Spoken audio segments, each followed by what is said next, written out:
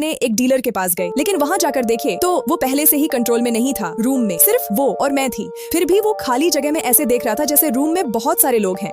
अगले ही सेकंड उसने अपना गला पकड़ लिया। वो ऐसे स्ट्रगल कर रहा था जैसे कोई उसका गला दबा रहा हो। मैं उसकी हेल्प करने आगे बढ़ी। अचानक वो शांत हो गया। फिर उसने मुझे देखा और मुस्कुराया। मैं डर कर पीछे हट गई। उसके बाद फिर जो उसने अपने साथ किया उसे देखकर मैं फ्रीज हो गई। मैं पुलिस को कॉल करना चाहती थी, लेकिन मैं यहाँ इलीगल मेडिसिन लेने आई थी, इसलिए मैं चुप रही। मैं घर वापस आ गई, लेकिन उसके बाद अजीब चीजें होने लगी। सबसे पहले मुझे अननोन मैसेजेस आने लगे। फिर जब मैं मेकअप कर रही थी, मिरर में वही फेस दिख गया। मैं तुरंत मुड़ गई, वहाँ कुछ भी नहीं था। अगले ही सेकंड रिफ्लेक्शन ने मेरा मुंह जबरदस्ती खोल दिया। अगले दिन मैं एक फैन मीटिंग इवेंट में गई। भीड़ में एक आदमी था जिसके बॉडी पर रेड स्पॉट्स थे। जब हम फोटो ले रहे थे, उसका फेस अचानक बदल गया। उसका एक्सप्रेशन अजीब हो गया। मैं डर गई। मैंने इवेंट कैंसिल कर दिया और होटल लौट गई। अचानक रूम में बॉटल टूटने की आवाज आई। मैंने झाड़ू उठाया और वहाँ गई। फ्लोर पर मेरी ऑटोग्राफ वाली टी शर्ट पड़ी थी। उसके पास किसी आदमी के कपड़े और सॉक्स थे और उनके आगे वही आदमी खड़ा था। मैं तुरंत डोर की तरफ भागी। जैसे ही मैंने डोर खोला, मैं अपनी बेस्ट फ्रेंड से टकरा गई। जब मैंने वापस देखा, सब नॉर्मल हो गया। बॉटल टेबल पर थी। मैंने सोचा शायद स्ट्रेस की वजह से हालुसिनेशन हो रहा है, इसलिए मैंने अपनी फ्रेंड को रात में रुकने को बोला। रात में अचानक मेरी नींद खुल गई। मैंने अपनी फ्रेंड को देखा। उसके फेस पर वही डीलर वाली स्माइल थी। अगले दिन मैं शेयर होल्डर्स मीटिंग में गई। स्टेज पर बोलते वक्त टेलीप्रॉम्प्टर का टेक्स्ट अजीब हो गया। मुझे खुद से बोलना पड़ा। तभी मैंने क्राउड में देखा, वही डीलर जो मर चुका था वो वहाँ खड़ा था। वो मुझे देखकर मुस्कुराया और धीरे धीरे मेरी तरफ आने लगा। मेरे पैर कमजोर हो गए। मेरा बॉडी फ्रीज हो गया। मैंने आंखें बंद कर ली। जब मैंने दोबारा आंखें खोली, वो गायब था। नीचे बैठे लोग मुझे अजीब तरह से देख रहे थे। तभी मेरी माँ मुझे संभालने आई, लेकिन जो मैंने देखा वो मेरी माँ नहीं थी। मैं बिल्कुल टूट गई। मैं भागकर होटल वापस गई। मैंने सारी लाइट्स ऑन कर दी। मैं जल्दी जल्दी अपना सामान पैक करने लगी। मुझे अपनी फ्रेंड को ढूंढना था। मैं डर के सामने हारना नहीं चाहता थी, लेकिन जैसे ही मैंने डोर खोला, मैंने बाहर कुछ डरावना देखा। बाहर बहुत सारे लोग खड़े थे। सब अजीब तरह से मुस्कुरा रहे थे और हर बार जब मैं ब्लिंक करती, उनकी पोजीशन बदल जाती थी।